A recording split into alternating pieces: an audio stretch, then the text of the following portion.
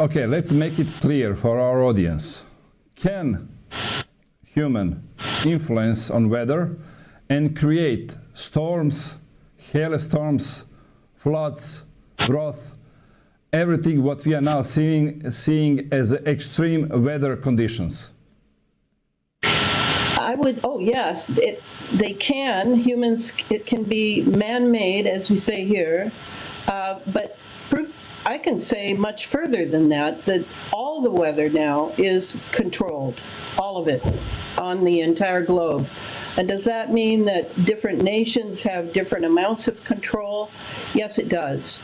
But the technology, as you know, primarily came initially from the United States, and that goes back to the 1990s.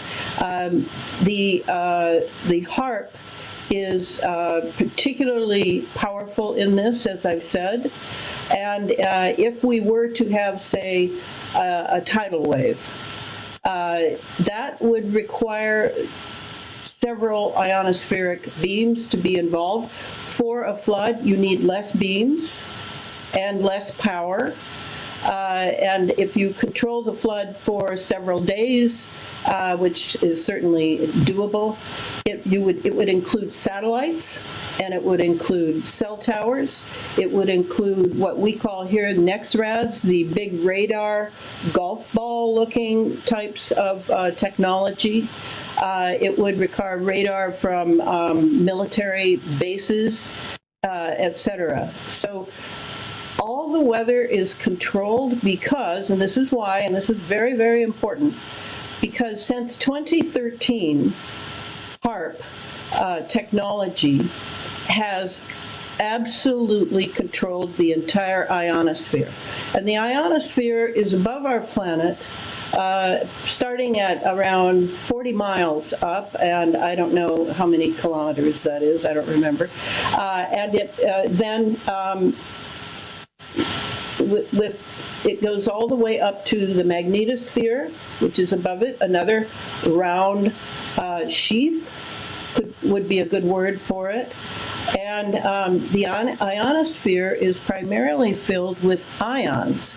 And those atoms that are in the ionosphere that still have their electrons, if they send a HAARP beam up, remember, with all those smaller beams together, send it up to the ionosphere, it'll poke a hole in the ionosphere, go inside, go into it, and produce more ions, and then draw those ions down to our planet. And that's where the weather control, and that's only one operation. There are 7 major operations going on through HAARP technology.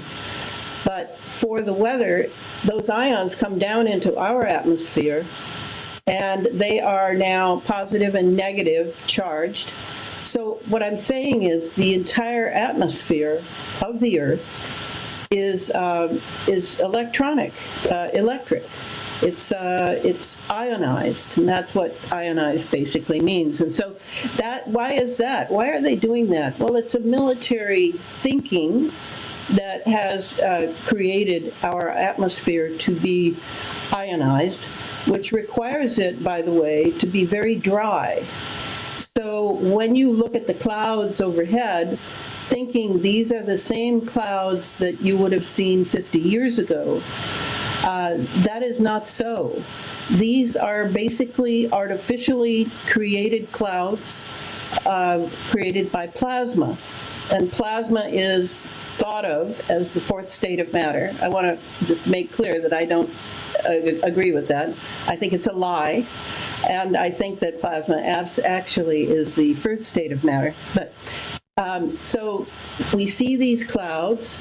They're very puffy, or maybe it's a cloud cover, right? When you see the trails coming from the jets, eventually those trails, if they are not contrails, and there are very, very, very few contrails now, you might see a small jet high up, maybe 42,000 feet up, that lets out a small trail behind it that then dissipates very quickly within less than 30 seconds. And that would be a contrail. But now what we see are, thus the word chemtrails, which, by the way, I want to make clear, is not a conspiracy term that we thought up out here in the internet, but is an actual U.S. Air Force Academy term for their chemistry manuals that all pilots are required to study. And on the very front of it, it says chemtrails. So it's very clear that this was a military creation, because when they bring those ions down, to make everything electric in the atmosphere for wireless telephone calls, fast movie downloads, military operations that require masses of electrical and magnetic waves. All of this requires that the atmosphere is dry and popping with ions.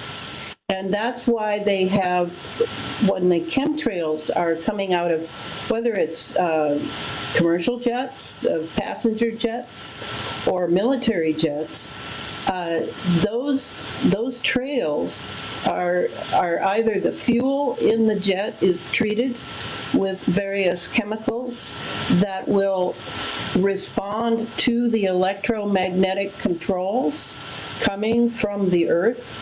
That would be laser, that would be other beam technologies, and then, of course, keeping the atmosphere completely ionized. So that's what all that stuff coming out that we call chemtrails is about, is this, it's called doping, and it means that in order to keep electricity will not travel in a vacuum. So space in our atmosphere has to be full. It looks empty. It looks like, if you see blue sky, you think, oh yeah, the sun is shining and the blue sky is reflecting from the oceans, and et cetera, like when we were children we would hear, hopefully in class, with science lessons. But now what we really have is this atmosphere that is completely full of particulates. And these particulates we call nanoparticles. Okay. And the nano simply means that they're very, very tiny.